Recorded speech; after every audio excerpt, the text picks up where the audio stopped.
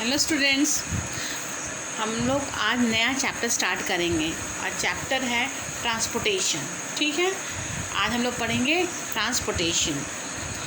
The body of every organism is made up cells. A large organism has millions of cells of the body. ठीक है, some arrangement is required inside the body an organism which carry the essential substance to all parts so that they reach each and every cell of its body। तो हमारा जो बहुत सारे organism हमारे सभी organism ऐसे होते हैं जो सेल से बने हुए हैं। लार्ज ऑर्गेनिज़म, जो बड़े ऑर्गेनिज़म होते हैं वो मिलियन सेल्स से बने होते हैं। ऑर्गेनिज्म में be able to maintain its life and survive all its cells must be supplied essential substances. तो किसी भी ऑर्गेनिज्म को सर्वाइव करने के लिए ये ज़रूरी है कि हर सेल्स के पास पर्याप्त मात्रा में उसके फूड, ऑक्सीजन, वाटर पहुँचें। ठीक है, इसलिए हमारे शरीर में कुछ ऐसे अरेंजमेंट किए जाते हैं जिसके कारण भोजन, पानी, हवा ये सब ट्रांसपोर्ट होकर पहुँचता है। ठीक है, एवरी डे हम लोग ट्रांसपोर्ट का वर्ड हमेशा यूज़ करते हैं। ट्रांसपोर्ट का मतलब होता है टू कैरी थिंग्स, यानी किसी भी चीज़ को एक जगह से दूसरी जगह ले जाना, that is known as transport कहलाता है। लेकिन बायोलॉजी में हम लोग क्या कहेंगे, इसको हम ट्रांसपोर्ट को हम लाइफ प्रोसेस से कनेक्टेड करेंगे। Transport is a life process. वो क्या है, एक लाइफ प्रोसेस है इन विच सब्सटेंस एब्जॉर्ब, जिसमें सब्सटेंस को एब्जॉर्ब किया जाता है in one part of the body के किसी एक हिस्से में। उस ऑर्गेनिज्म के बॉडी के किसी एक हिस्से में सब्सटेंस को एब्जॉर्ब किया जाता है और दूसरे हिस्से में जाके उसको पहुंचा दिया जाता है। Large organisms need transport system in their body to supply all their cells with food, oxygen, water and other animals। जो बड़े ऑर्गेनिजम्स होते हैं, जैसे बड़े बड़े पेड़ हो गए, बड़े बड़े एनिमल्स हो गए, तो उनके शरीर में एक ट्रांसपोर्ट का सिस्टम प्रेजेंट होता है जिसके द्वारा फूड, ऑक्सीजन, वाटर एक जगह से दूसरी जगह पहुंच जाया करता है। Special tissues and organs are needed for transport of substance in plants and animal। हमारे शरीर में या प्लांट्स में स्पेशल टाइप के टिश्यूज़ बने होते हैं जो कि सब्सटेंस को ट्रांसपोर्ट करने में मदद करते हैं। ठीक है, plants and animals because these tissues and organs can pick up essential substance, food, oxygen, water etc. at one end of their body and carry them to all parts of the body। यही essential जो आप हमारे body tissues होते हैं और special organs होते हैं, यही क्या करते हैं, इसेंशियल सब्सटेंस को पिक करते हैं। इसेंशियल सब्सटेंस कौन सा है, फूड है, वाटर है, ऑक्सीजन है, उसको पिक करके डिफरेंट उसके लोकेशन में पहुंचा दिया जाता है। हम लोग आगे पढ़ेंगे learn how plants and animals carry substance from one part to the body to another. अब आगे इस चैप्टर के इस टॉपिक के आगे हम क्या पढ़ेंगे कि कैसे किसी प्लांट्स और एनिमल्स में सब्सटेंस एक जगह से पिक करके दूसरी जगह पहुंचा दिया जाता है। तो सबसे पहले हम लोग देखेंगे ट्रांसपोर्ट इन प्लांट्स में ट्रांसपोर्ट कैसे होता है। ठीक है, plants are less active so their cells do not need to be supplied with material so quickly। plants less active तो होते हैं, less active होते हैं क्योंकि उनको मूवमेंट नहीं करना होता, मूवमेंट नहीं करना पड़ता, इसलिए लेस एक्टिव है।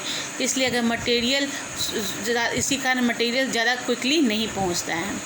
Due to branching shape of plant all cells of plants can get oxygen for respiration and carbon dioxide for photosynthesis directly from the air by diffusion. तो प्लांट्स में क्या होते हैं, ब्रांचेस होते हैं, इसी ब्रांचेस के द्वारा प्लांट्स रेस्पायर करता है, यानी एक हिस्से से दूसरे हिस्से में ऑक्सीजन पहुंचता है और कार्बन डाइऑक्साइड फोटोसिंथेसिस के लिए by the process of diffusion पहुंच जाता है। तो only substance which are to be supplied to a plant through a transport system are water and minerals.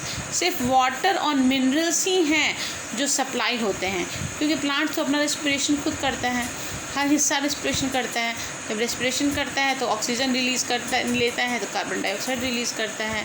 Plants की पत्तियां अलग या हरे स्टेम्स जो होते हैं वो फोटोसिंथेसिस के लिए कार्बन डाइऑक्साइड लेते हैं। लेकिन प्लांट्स को ट्रांसपोर्टेशन की सिर्फ दो चीज़ों की ही ज़रूरत होती है, एक होता है वाटर, एक होता है मिनरल्स। ठीक है। Another job of the transport of system of plant is transport food prepared, और दूसरा क्या है, फूड प्रिपेयर्ड। फोटोसिंथेसिस के बाद प्लांट्स जो भोजन बना लेते हैं तो उस भोजन को डिफरेंट हिस्से तक पहुंचाया जाता है, दूसरे हिस्सों को भी तो ज़रूरत होगी। तो plants have 2 types of conducting tissue. तो प्लांट्स के पास 2 टाइप के कंडक्टिंग टिश्यूज़ होते हैं, एक है जाइलम, एक है फ्लोएम। जाइलम क्या करता है, xylem tissue carry water and minerals, whereas phloem tissue carry the food prepared by the plants. Xylem क्या करता है, वाटर और मिनरल्स को कैरी करके प्लांट्स के हर हिस्से तक पहुंचाता है। तो कैरी कहाँ से करता है, पेड़ की जड़ों से कैरी करता है। और वहीं फ्लोएम क्या करता है, फूड प्रोडक्ट्स को कहाँ से फूड प्रोडक्ट्स लेता है, पत्तियों से, हर स्टेम से लेकर पेड़ की हर हिस्से तक पहुंचा देता है। Transport of water minerals. अब पहला देखते हैं जाइलम वेसल्स।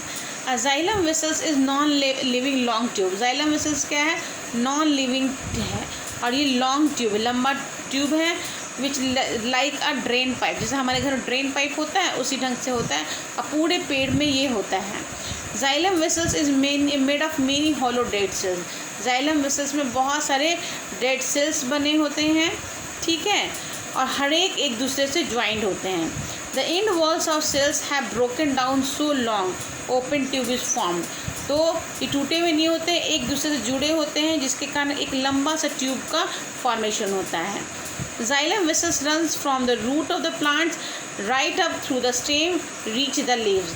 Xylem vessels कहाँ स्टार्ट होते हैं, रूट से स्टार्ट होते हैं, पेड़ जहाँ पे राइट अप खड़ा होता है पूरे पेड़ के ब्रांचेस स्टेम्स में पहुँच जाता है, या तो होते होते लीव्स तक पहुँच जाता है।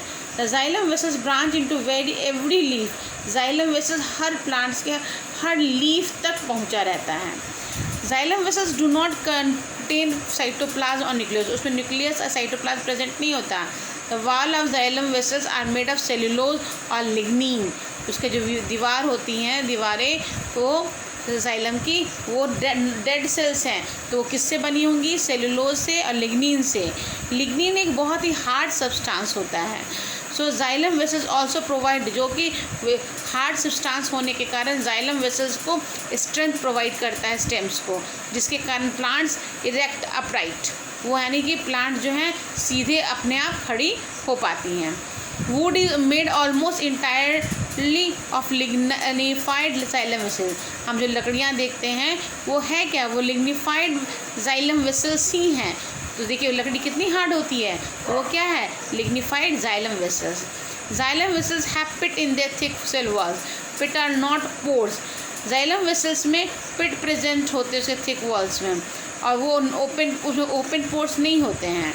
पिट्स are thin area of cell wall where no lignin have been deposit.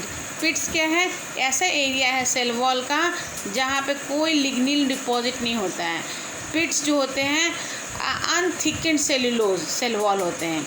In flowering plant either only xylem vessels transport water, both xylem vessels and trachea transport water। वहीं फ्लावरिंग प्लांट जो होता है उसमें सिर्फ जाइलम वेसल्स ट्रांसपोर्ट करते हैं water, और xylem ट्रैकियाट्स भी प्रेजेंट होते हैं वाटरिंग प्लांट्स में। तो जाइलम वेसल्स के अलावा एक ऐसा सब्सटेंस है जो वाटर को ट्रांसपोर्ट करता है। आज के लिए इतना ही।